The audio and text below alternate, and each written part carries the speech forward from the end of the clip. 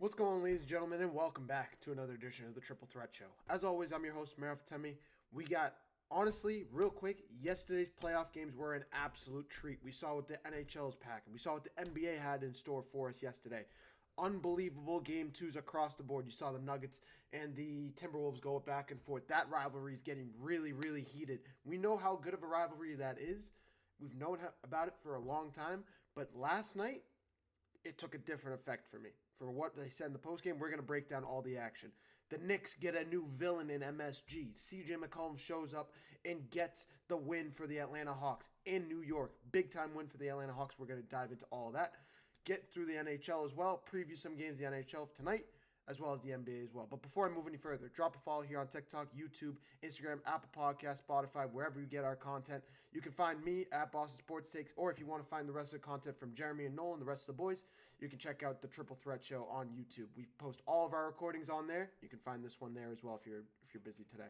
But real quick, let's just jump on into it. The NBA is in full effect. The NBA and NHL give us absolute treats last night of playoff games. Hurricanes and Senators going into double overtime. Edmonton walks it off in the final 2 minutes against Anaheim in a tie game 3-3. Walks it off with 2 minutes to play in the third period. We get the Nuggets and Timberwolves action, Knicks and Hawks action. We're going to dive into everything there is to know about the world of the NBA. Let's start over there first with the Toronto Raptors and the Cleveland Cavaliers. This is a series that I said would be a little bit closer if they had Emmanuel Quickley. Emmanuel Quickley being the engine for the Atlanta Hawks. If they can get him back, they have a real chance to win this series. They don't have him back, and they find themselves down 2-0 in a best-of-7 series, switching gears over to Toronto. This is a Cleveland Cavaliers team. You know how good they are, and Toronto tried to stick with them best they could. You have to give Scotty Barnes the credit that he deserves. The way that he played to keep this team in that game late in the game, getting to the free throw stripe, taking contact in the paint, getting and ones. I mean, it was the Scotty Barnes game. He finished with 26 points in this one, 11 of 19 from the field. RJ Barrett putting in another 22. You had 5 guys in double figures for the for the Toronto Raptors last night. But you have to look at Brandon Ingram. Brandon Ingram was the reason why the Toronto Raptors didn't win this game. Shooting a 3 for 15, 5 turnovers in the game, minus 15 on the floor. The Cavs were keying on stopping Brandon Ingram, and he's a big part of this offense. When you can take him out of the picture and force Scotty Barnes and RJ Barrett to play as a duo together without that other guy in Brandon Ingram, who's a bona fide scorer, it changed completely changes the complexion of the Toronto Raptors offense. And like I said, they don't even have Emmanuel Quickley back. He may be back for game 3, but he's still fighting off that back injury that he was dealing with at the end of the regular season and throughout the first 2 games of these playoffs, clearly. He has a couple days to rest. I expect him to be back. This is a game 3 for the Raptors that they're going to be handling and looking at like a game 7. If they go down 3-0 in this series, it's wraps. It's over. I honestly think it's already over in favor for the Cavs. But if the Raptors can go ahead and win Game 3, win Game 4, and send it back to Cleveland tied at 2 games apiece, it's a brand new series, best of 3. I'd still pick Cleveland, but the Raptors are right back into it. It starts with Thursday. If the Raptors can go ahead and win Game 3, they have a real big chance to win this game. But when you look at last night specifically, you have to give the nod to Donovan Mitchell and James Harden. Those 2 guys continue to dominate offensively, combining for 58 points last night. And they didn't even really have the best shooting night. If you look at Donovan Mitchell's shooting from three-point range, 4 of 10 from 3. Yes, he had 4 3-pointers, which is really good, but not the most efficient shooting night. It's all about what James Harden does and creates for them offensively, and he runs the point. At this point, we have to, for all the people, shout out Jeremy Lapidus that wants to argue with me every 5 seconds.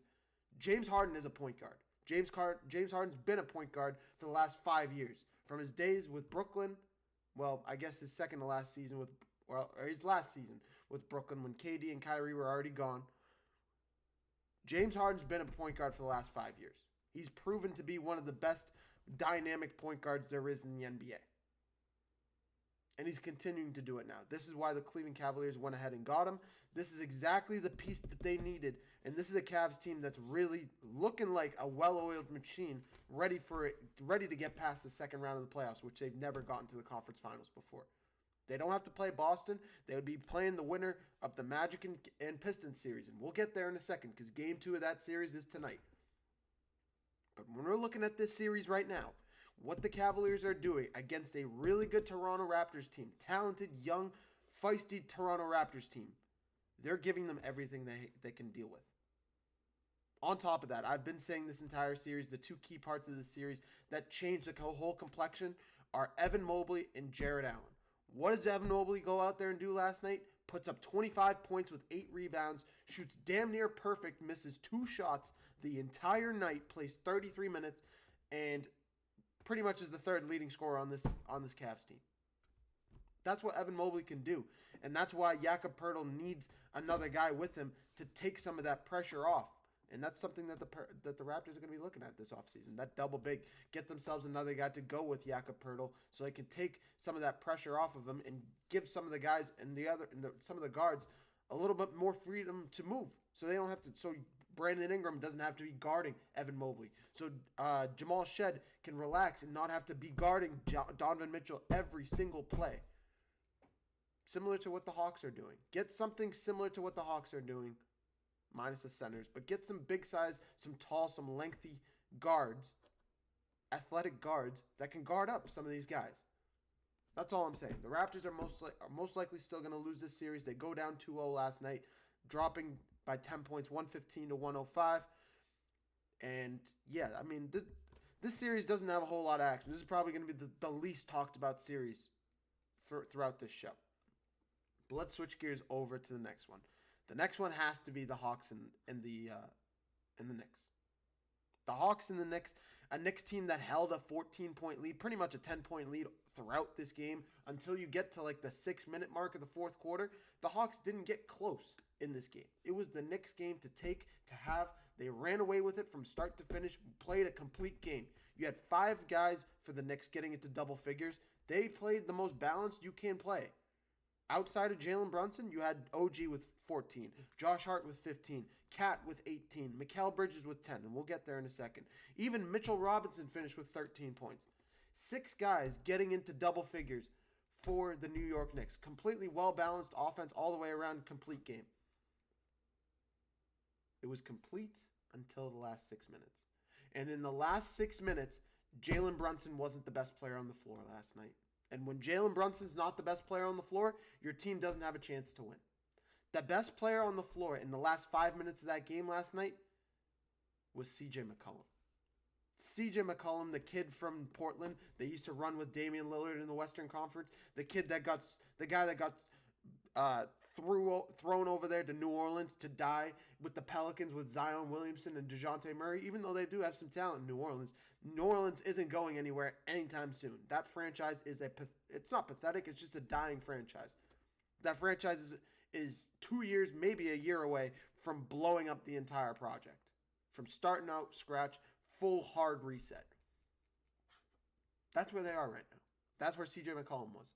He gets traded to the Atlanta Hawks mid-season.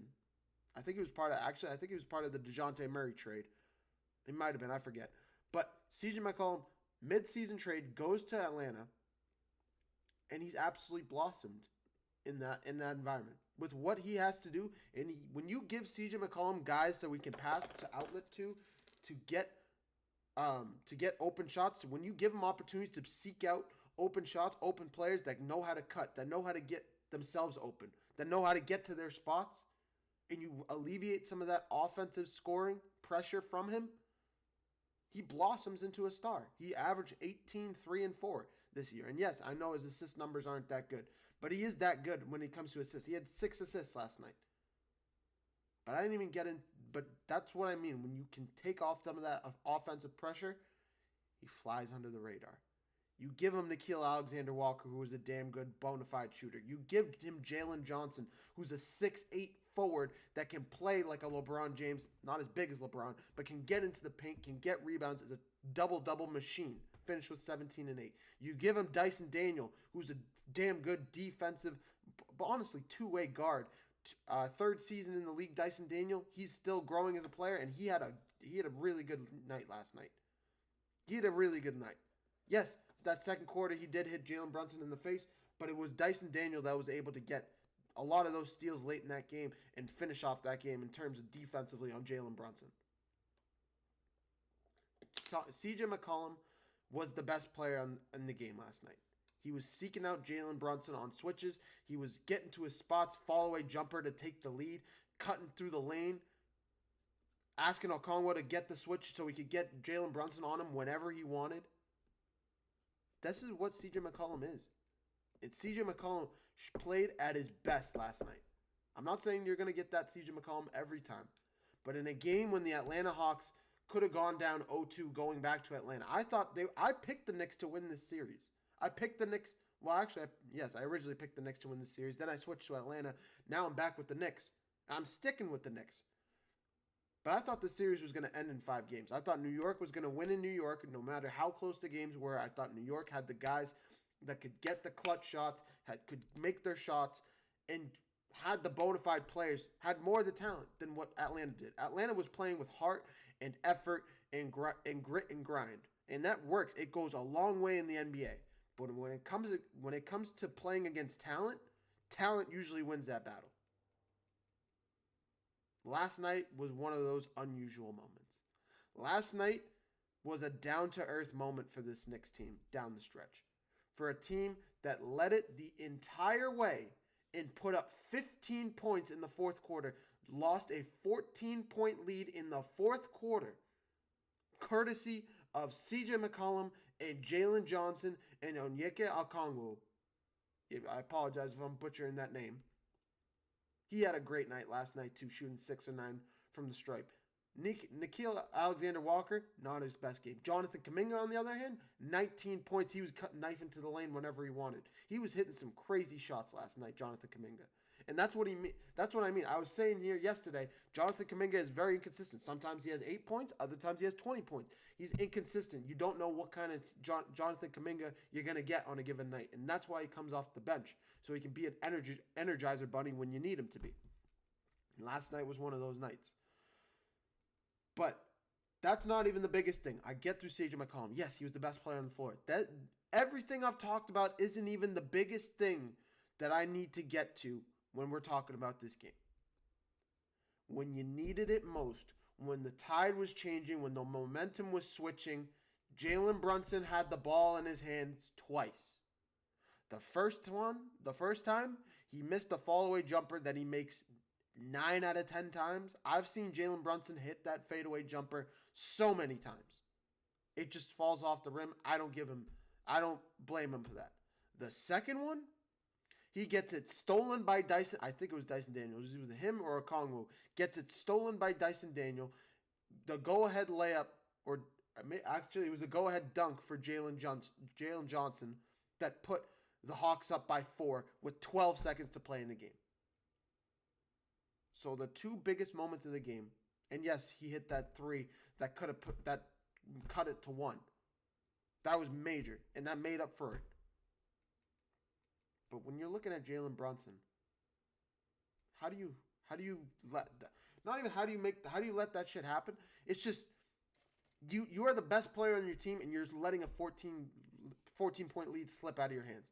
Of course, we're gonna look at you in those moments if you fumble like that in the way that you did. Look at those moments and say, if those moments didn't happen, that the game doesn't end the way it did. That's the first thing. The second thing is it's less on Jalen Brunson than it is on Mikal Bridges. Mikal Bridges was taking some ridiculous shots last night. Back-to-back three-pointers when when your team's up by 4, trying to cling on to a lead. Taking a 3, guy gets the rebound, kicks it right back out to you. I don't care if you had the open shot. Slow the pace down, wind out the shot clock, and get a good shot. Don't just jack up another 3, even though you just hit, even right after you missed one. If you had been making them and you had the hot hand, I don't mind you taking that. But you had been shooting 3. You shot 3 of 10 last night. You probably shot 3 of 9, 3 of 8 before that shot. And then the fall away jumper that iced the game, that you missed, that hit the front iron. When you had another second and a half that you could have dribbled and gotten a better shot. The lane was wide open. You could have gotten a better shot. You could have damn near even tried to force yourself into the lane and drawn contact so you could get to the free throw line. And you ultimately would have won the game if you hit both of your free throws. All you had to do was hit one and you would have made it to overtime. All you had to do was hit one. Just one. One free throw. So that's all I'm saying. Mikal Bridges, I blame him more than I blame Jalen Brunson. But Jalen Brunson takes some of the blame because he is the best player. He's the best player on this team. He's the leader of the team. He's going to get most of the blame when you look at it. When you look at how the game finished, the 14-point skid, those two plays, the shot that he missed, and then the strip that ultimately gave the Hawks a 4-point lead, the switches that C.J. McCollum was looking for. He was looking for Jalen Brunson to be guarding him so he could attack Jalen Brunson because he knows Brunson is the weak link defensively for the starting lineup of the New York Knicks. Searching for it, looking for the fall-away jumper, knifing to the lane. Jonathan Kuminga searching for him as well. That is why I blame Jalen Brunson. A little bit. It's honestly kind of 50-50 with him and Mikal Bridges. But both of those guys need to be looked at as to why this team crumbled when it mattered most. Now, this series switches back to Atlanta, 1-1. They have to go back to Atlanta in a hostile environment because that Atlanta crowd is going to be ready for them. That Atlanta crowd is going to be jumping for Game 3 after what they saw in Game 2. They're going to be ready to welcome their team back on the court, back on their home floor. Going to be ready for their first playoff game. This is their first playoff series. This feels like similar. You guys remember when the Atlanta Hawks took down the Philadelphia 76ers a couple of years ago? Or you could even look at the time when the Hawks beat the New York Knicks a couple of years ago with Jalen Brunson. When Trae Young wiped out their heart in MSG and everybody has hated Trae Young in New York ever since. This is what it looks like in Atlanta. This Atlanta team feels similar to that with their effort, with their defense, with their three-point shooting.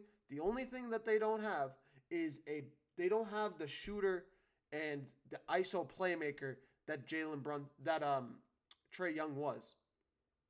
Instead, they have a multitude of guys. They have three-point shooters, they have inside guys, and they have a damn good leader that knows where to put the ball, how to put it, and an extremely just bright individual in C.J. McCollum. He's one of the smartest players there is in the league. He's gonna make the right decision when it matters most. He's gonna put the ball where it needs to go, and he's gonna be one of the best players on the floor when it matters most. He was the best player last night on the floor for the Knicks. Is he the next villain? He's got to be up there, and especially if the Knicks lose this series, nobody's gonna let them hear it down. Nobody's gonna let them hear it down if they lose this series to the Atlanta Hawks. Game 3 has to be a Game 7 mentality for the New York Knicks to take control back of this series because you don't want to go down 2-1 going into a Game 4.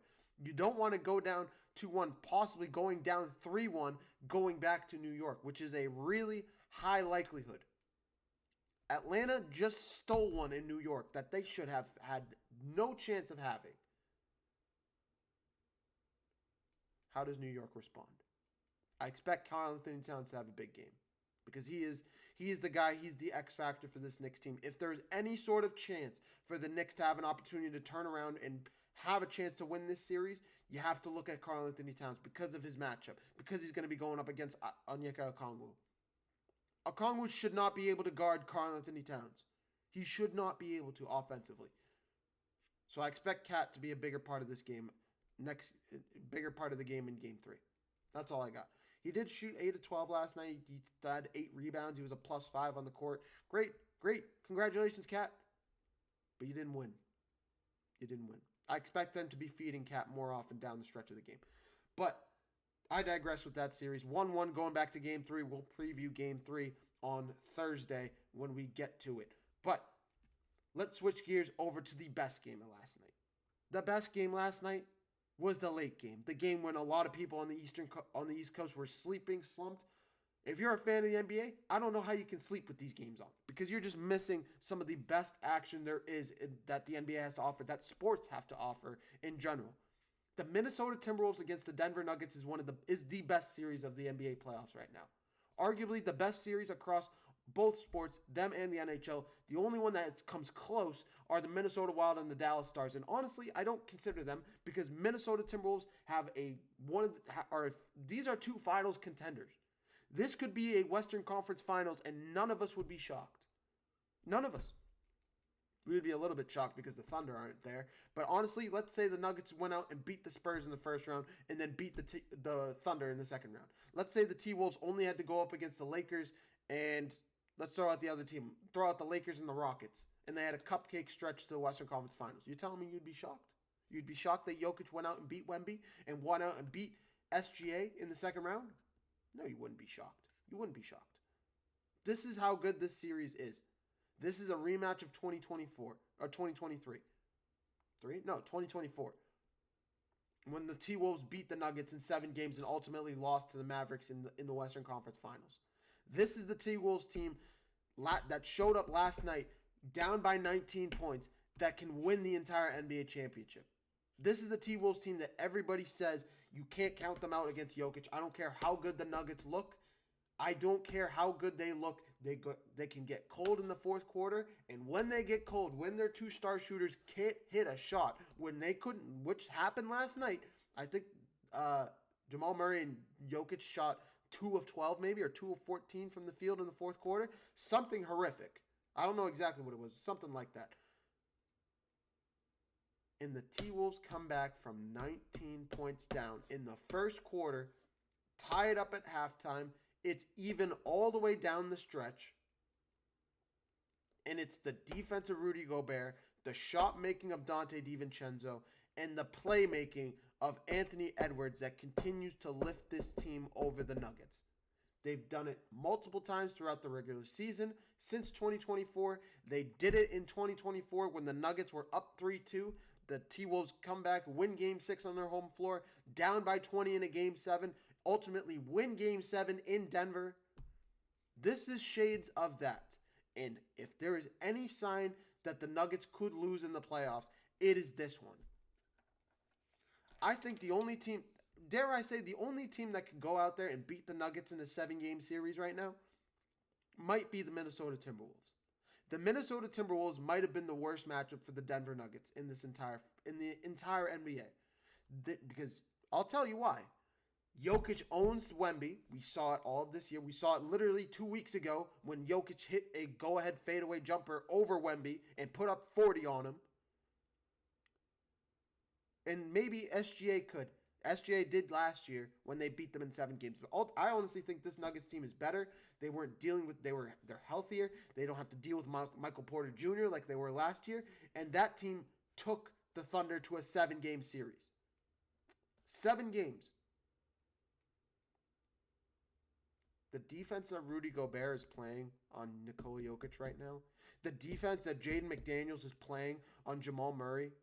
The defense, the way that they're attacking the Denver Nuggets when the T-Wolves are on offense.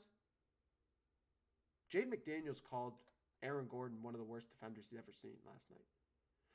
Jaden McDaniels called the entire Denver Nuggets team bad defenders. That includes Cam Johnson, who's a damn good two-way player.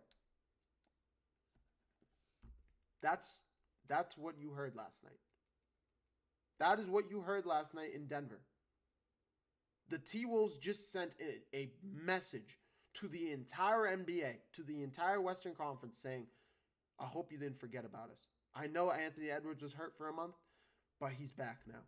And when he's back, we're borderline unbeatable. The T-Wolves can go out there and make it to the NBA Finals. And it would probably be one of the best runs to the NBA Finals we've ever seen, if it happens. Now, they have to finish off Denver.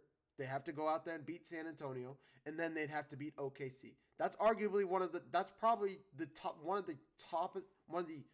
toughest stretches we've seen in the NBA playoffs ever. Playing up against 3 MVP candidates back to back to back. I wouldn't pick them.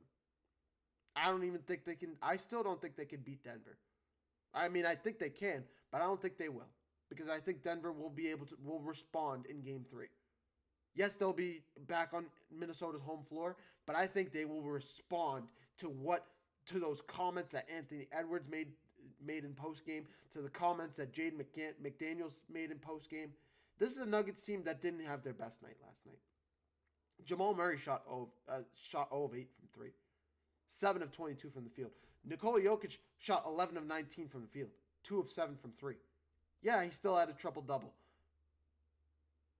And yes, you had 5 guys get into double figures for the Nuggets. But you lost. When you slice it the way that, when you look at how the game played down the stretch, Nikola Jokic and Jamal Murray wanted the ball in their hands. They didn't want anybody else to touch the ball. Granted, Christian Braun had literally missed 2 free throws that could have put them up by 1. Couldn't even make one to tie the game. He missed both of them. Both of them. In a game-saving situation, down, I think there was like 25 seconds left in the game, and you miss both free throws down to 1 point, that's the game. That is the game right there. You have to give the T-Wolves credit. Dante DiVincenzo hit a really clutch 3. The defense that they played is the biggest thing I want to stress on, because if that continues to happen, I mean, the Nuggets are going to be in trouble. But I don't expect Jamal Murray to play the way that he did last night. Yes, he continues to foul bait and get to the free throw line whenever he wants. I get it. It's not really as bad as SGA's, though. So we need to get over it. Jamal Murray is one of the best point guards there is in the NBA. He's one of the best. He continues to show why he's one of the best. He averaged 25 points this year. It was probably his best season. He looks like he's in the best shape of his career. He is one of the best players in the playoffs. And he's running with Nikola Jokic. So you cannot count these two out. I picked them every single time. I will go down with the ship every single time. I'm picking them to win the NBA Finals this year. That's how good that duo is. And that's how good this team is all around. They'll go out in Game 3 and make a statement. But we'll go over that when that time comes. Let's switch gears into the games tonight, just because I just spent 27 minutes talking about last night. These segments always take so long. I talk so slow. My bad. But tonight we get some Boston Celtics action. Celtics up against the Sixers in Game 2. Do I think it's going to be any different than Game 1? Absolutely fucking not. I think the Celtics go out there and stomp the Sixers again on their home floor in Boston. Celtics go up 2-0, going back to Philly. There's no word on Joel Embiid. I also didn't check that before going live. Let me just check that real quick. I think he's out. Yeah, he's still out. He's on the injury report. Maxi's on the injury report? This is something I should have checked. That's my bad, guys. That's my bad. Completely my fault.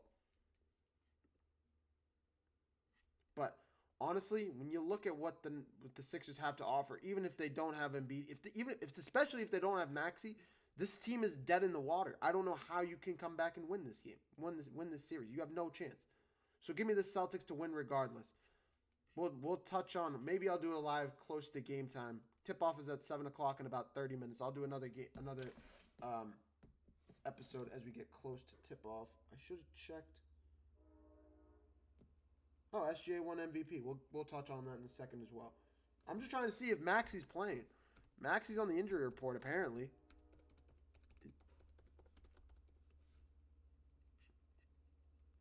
I need the ESPN injury report. None of this shit is taking too damn long.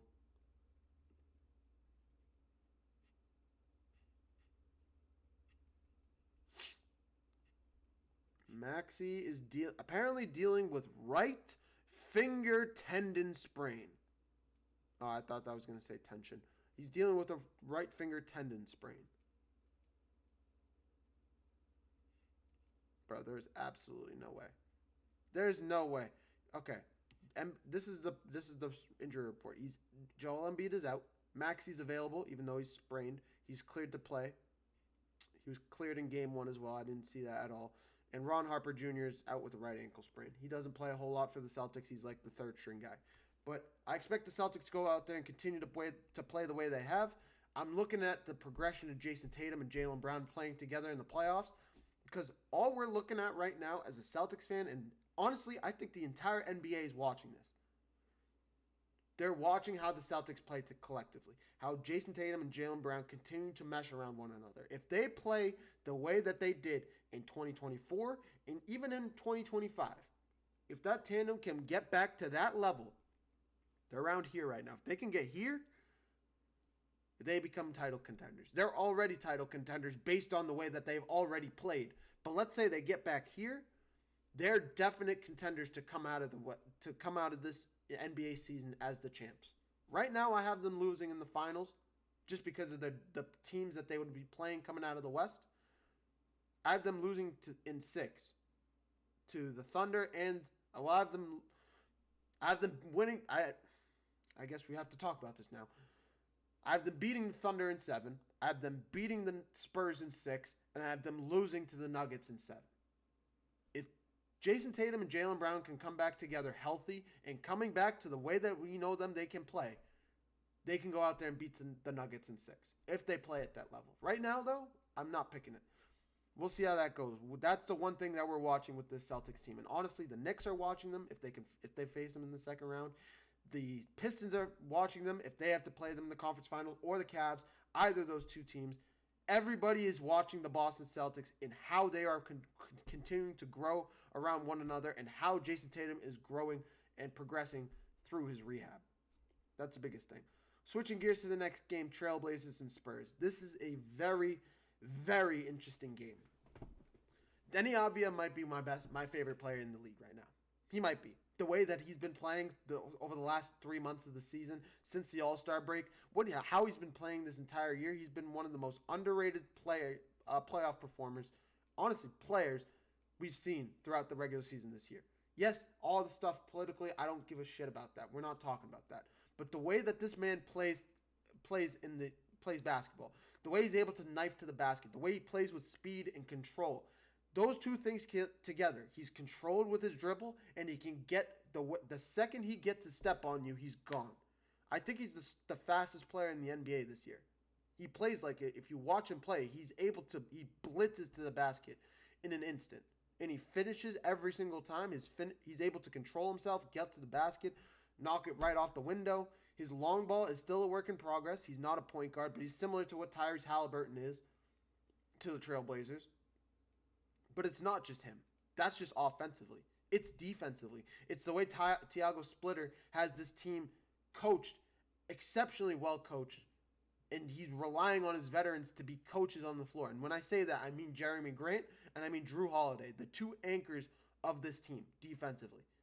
With Drew Holiday, the presence that he brings, the way he's able to nurture the other guys around him, Scoot Henderson, Donovan Clingan, Tamani Kamara, who is continuing to grow as a shooter, who didn't even have his best game in Game 1. He really didn't have a good game whatsoever. This kid can be a 30-point shooter whenever he wants. That's how good he can be. They're going to be playing in San Antonio. That San Antonio crowd's going to still be loud, but I think this Trailblazers team is going to be more experienced. I have the Trailblazers winning tonight and evening this series at 1 game apiece. This is a Trailblazers team who, like I said this entire time, their game plan is they're exceptionally good on defense. So all they have to do, they know that Donovan Clingan can't single-handedly defend Wemby. But he also knows the supporting cast around Wemby is what makes the Spurs team here. Because Wemby's here, but he takes them to here based on the guys like De'Aaron Fox, like Devin Vassell, like Stephon Castle, and like Harrison Barnes, Dylan Harper Jr., that make this team what it is. Wemby's an MVP candidate, but what makes them the second best team in the Western Conference is the guys around him. If the Trailblazers can limit those guys around Wemby and put him on an island, similar to what the Celtics did and what every team has done against Giannis ever since he won the championship. Put Giannis on an island, cover the guys around him, and force Giannis to beat you single-handedly. Because he might win you a couple games. Wemby won Game 1 pretty much single-handedly, putting up 35 points away that he did and breaking open the game single-handedly, shooting 5 of 6 from 3. You're not going to expect that every single game from Wemby. There's going to be games where he shoots 2 of 6 from 3. He shoots 9 of 15 from the field. And that's a decent night for most players. But it's not going to be enough to beat this Trailblazers team. It's not. So give me the Trailblazers to win tonight in San Antonio and send this series back to Portland 1 game apiece. This series is going to be back and forth going up to Game 5, and then I expect the Spurs to blow the series wide open in Game 5 and Game 6. Say, all right, you had your fun, Portland. We see you great season, but adios. That's what I expect. I expect the Spurs to finish this series in 6 games. But that's what I got for Game 2 tonight. We'll see Game 2 tonight. We'll see if I'm right, and if I'm right, we'll go on to Game 3. If I'm wrong, we'll analyze it and we'll preview how Game 3 goes. But the last game for tonight in the NBA is arguably one of the biggest ones. The Houston Rockets against the Los Angeles Lakers. LeBron James in his 42nd season with Luke Kennard looking like the second coming of Kyle Korver. I don't know who else to compare him to. He reminded me of Kyle Korver in the first game. When you remember what Kyle Korver was with the Cavs when he was with LeBron, when he was what he was in Atlanta back in the day, back in the 2010s. A lot of you guys won't even know who I'm talking about. If you guys don't know who Kyle Korver is, search him up, watch some videos. He's one of the best shooters to ever play the game of basketball. That's Kyle Korver for you. But what Luke Kennard brings to the game how he's been playing this entire year, or at least how he looked in Game 1. He looks like Kyle Korver. The way he's able to shoot, the way he's able to play make, and honestly, it's LeBron that's running the point. Yes, Luke Kennard dribbles the ball up, but it's what LeBron James does for this team offensively.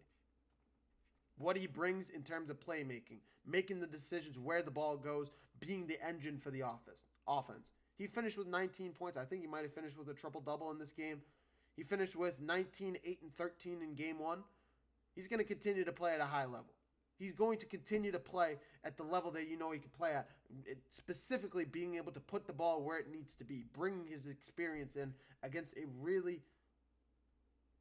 I don't want to say kind of undermanned Houston Rockets team, especially if Kevin Durant's not back in the lineup. I haven't seen any news on Kevin Durant's injury. Last I saw, he was questionable. He may still be questionable for this game right now. He is... They might not have announced it yet. I wouldn't be shocked if they haven't announced it yet. This is something that if I was the Houston Rockets, I would not say a peep around about Kevin Durant until the last hour right before the game. Honestly, put the Lakers in the limbo, make them think, make them come up with 2 game plans, and then force them into one the second you make that call. Yes, nothing's come out about KD. I don't think anything is going to come out about KD. Last we heard, he banged knees with a player in practice, put him out of Game 1. Now, what makes me question if he's going to play in Game 2 is the fact that it was the doctors that came up with that choice. And if it was something that bad, you would not hold your superstar player out of a Game 1 on the Lakers' home floor. When you can steal one of those 2 games, you would put him out of Game 2. You wouldn't put him out of Game 1. You'd put him out of Game 2. Have KD on the floor, steal one of those 2 games, and then send it back to Houston tied at the least tied at 1 game apiece. Now the Lakers have some confidence. They're up 1-0. They're back on their home floor, and they're still on their home floor in Game 2. KD may be coming back. If he's there, good. I'm picking the Rockets to win and send this series back to Houston 1 game apiece. But if he's not, and the Lakers win this game, and it's 2-0 going back to Houston, it changes the series completely. Even if KD goes out there and wins Game 3 for the Rockets, Luka Doncic is on his way back. Austin Reeves is on his way back. And these 2 guys have been silent about their injuries over the last week and a half. Ever since they got injured, ever since we heard Luka Doncic was in Europe and training and getting special treatment, we have not heard a single word from this man. And I think he's going to come back first before Reeves. I expect Reeves to be back in the second round. But if Luka comes back in a Game 4, which is what everybody's projecting, this series is going to change. Especially if it's 2-1 in that Game 4. The Lakers go up 3-1 going back to LA. This series ends in 5 games. But if KD can come back and win tonight, it's 1-1. They go out there and win Game 3. They're up 2. Rockets are up 2-1, and Luka comes back. Even if it's 2-2 going back to LA, you still have a chance. But if Luka comes back and it's 2-1, and the Lakers are down 2-1, and all the pressure is on them, all the pressure is going to be on LA because they have all the talent to beat the Rockets. They're a better talented team. They're more experienced. They have guys that have been here and done that. And you're going up against a Rockets team with Alperen Şengün, who hasn't made it out of the first round before. You're going up against a Reed Shepherd, who's a rookie this year, who's running the point for this team. You're playing up against Torrey Eason and Jabari Smith Jr. This team is not ready for the moment. This team is going to crumble in the moment if you don't give them a guy like KD that's been experienced and you can alleviate some of that pressure. So I expect KD to be back tonight. If he's not, the Rockets are in a world of trouble. But if he is, I'm expecting the Rockets to win tonight. If he's not, the Lakers win and they go up 2-0 in this series. We'll check on KD before it's all said and done with. There are a couple more topics in the NBA. This was a busy day in the NBA today. You saw, I got to rapid fire through these because my laptop's going to die if I'm not careful. You saw, brain not working, Billy Donovan he's leaving the Bulls head coach. The Bulls apparently wanted to bring him back. They said they gave him an offer to come back, but Billy Donovan specifically said, he individually says, I don't want to come back. I'm leaving. I'm walking away from this team. He wants to make it a clean break and give the Bulls a hard reset like they've been looking for, like they did with their GM, like they did with their front office, like they did with their team, sending Ayo Dosunmu and Kobe White and Nikola Vucevic, all gone by the trade deadline. Hard reset for this Chicago Bulls team. And honestly, it's for the best, but I also think this Bulls team isn't going to be good for the next 5 years, unfortunately. Unless they can get themselves a quality, legit player that can lead this offense. Let's say they can get a guy like not Luka Doncic, because Luka Doncic doesn't grow on trees. But let's say they can get a guy like a Jalen Brunson, like the way that the Mavericks did a couple years ago. Let's say they can get a guy, even like an Austin Reeves, that can be a spark. They can get a scorer. They can get a playmaker on that team, like an AJ DeBonsta in the lottery, that's in the mix for a number 1 overall pick or a top 5 pick in the NBA draft this year. Let's say they can go out there and win the NBA lottery and they draft AJ DeBonsta. That would completely change the complexion of what Chicago is building right now. That would completely change the complexion. So that's just going to be about what they can do. But the Bulls are in a world of trouble. They're not going to get. I just still don't think they're going to be good for the next 5 years. The other one that kind of makes you sad. If you're an NBA fan, the second you heard, you knew the news was coming, but to actually see it written on paper, it just hurts. Steve Kerr is, barring a last-minute change in ideology, is gone as head coach of the Warriors. You know what he's meant to the franchise. He won 3 championships with the organization. He's been to 5 chips with them. He's been a cornerstone of the franchise. He turned the franchise around in 2015 when Steph Curry arrived and has been on an absolute tear of the NBA for the last 11 years. Even this year, when this team was down, when this team didn't have a whole lot to play for, he still had them playing at their best. He still had them playing hungry and still had them with a game plan every single game, with a chance, with an idea to win. That's what Steve Kerr is. You know what he's meant to the Team USA basketball team when they won the Olympic gold medal a couple years ago, or I guess last year. And you know what he's meant to this Warriors team throughout his tenure with them for the last 11 years. He's going to be missed.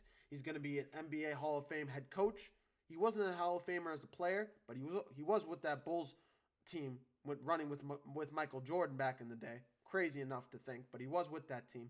He is going to be in the NBA Hall of Fame one day. He is one of the best head coaches to ever walk into the NBA. As an X's and O's guy, knows how to run with talent, knows how to deal with heated personalities, deal with multiple egos in the locker room. He knows how to temper those egos.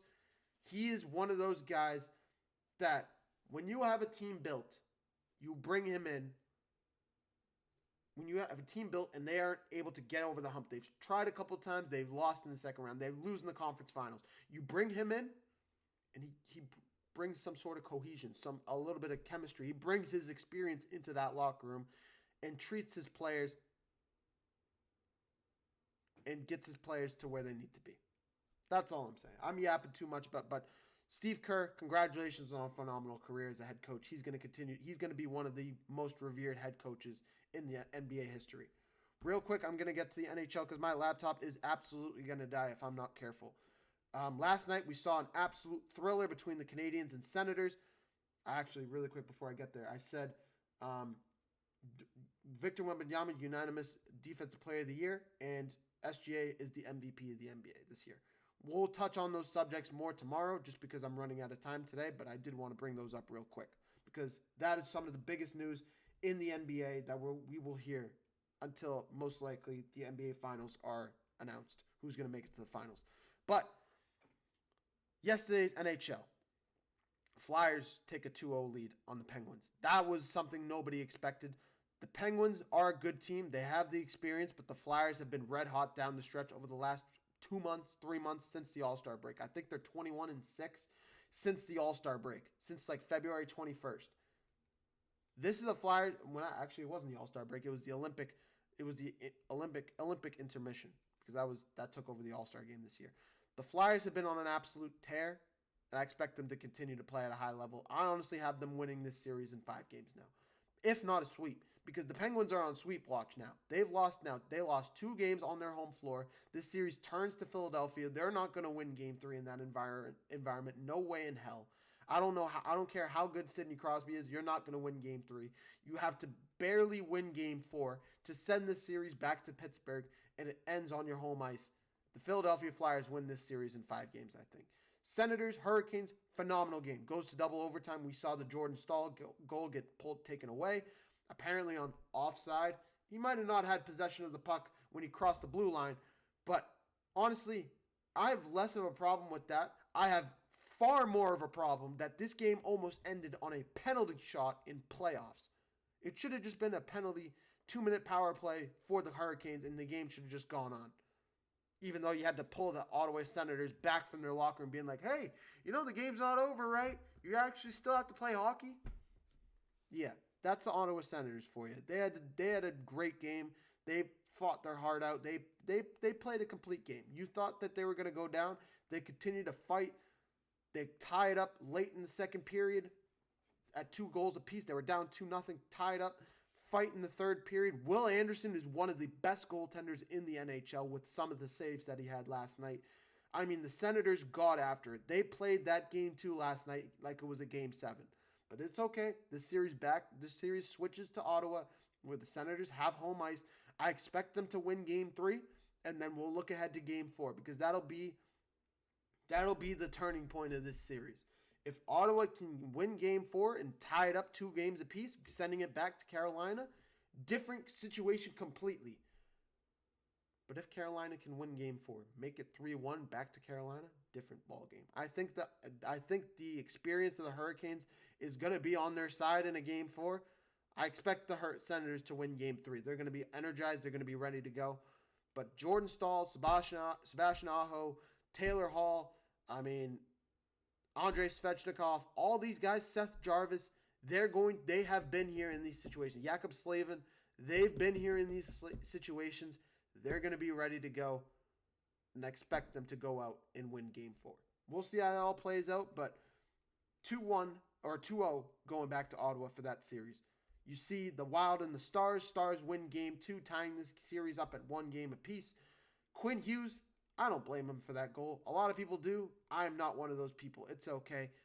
This series, Dallas, everybody knew Dallas was going to win this game. If you had miraculously won this game, it would have put the entire NHL on notice if you had won both games in Dallas. Completely changed the complexion of this series. But the series is exactly what everyone expected. A long, hard-fought series. The Stars win Game 2. Series switches back to Minnesota, tied at 1 game apiece. You got to feel good if you're a Minnesota Wild fan. Then you switch gears over to the Ducks and the Oilers. The Oilers down the stretch, Leon Draisaitl, the game-saving goal with 2 minutes to play. This was a phenomenal game.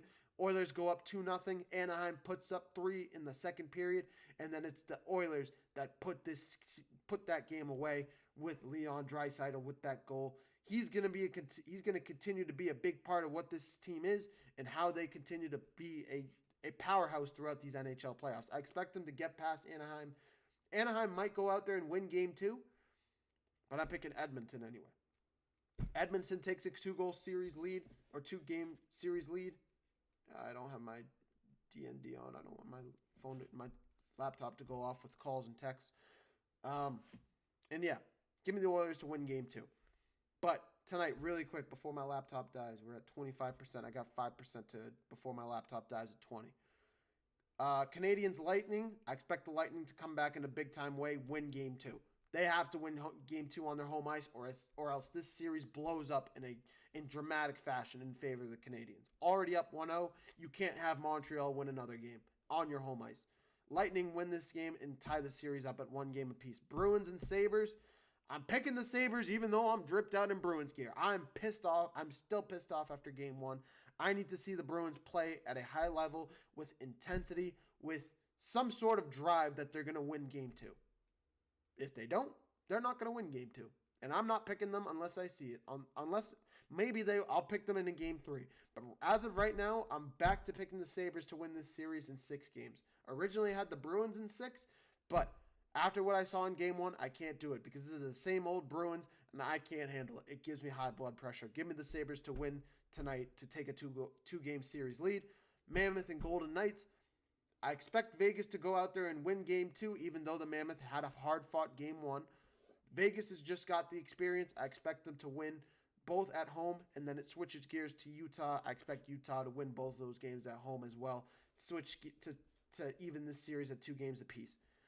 Finally, you get the Kings and the Avalanche. Kings and the Avalanche is one of the most hard-fought series. I've said it from the beginning. I'll say it again. The Avalanche have to play a complete series if they're going complete games in this series if they're going to want to win. They're going to win, but they're going to need to play complete games. The Kings almost beat the Avalanche in game 1. I expect them to go out there and win game 2, the Avalanche, but the Kings are going to give them another battle.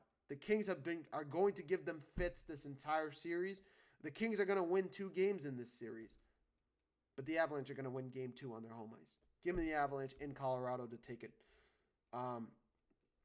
Really quick, we can switch gears to MLB. We finally continue to see the Red Sox continue to lose. They do win last night in Boston. They beat the Tigers, but I think they have today off. They have today off, and they start off their series tomorrow against the New York Yankees. We'll see how that series goes. I said from the beginning yesterday, Cam Schlittler is going to have another field day with us in game 1 of that series.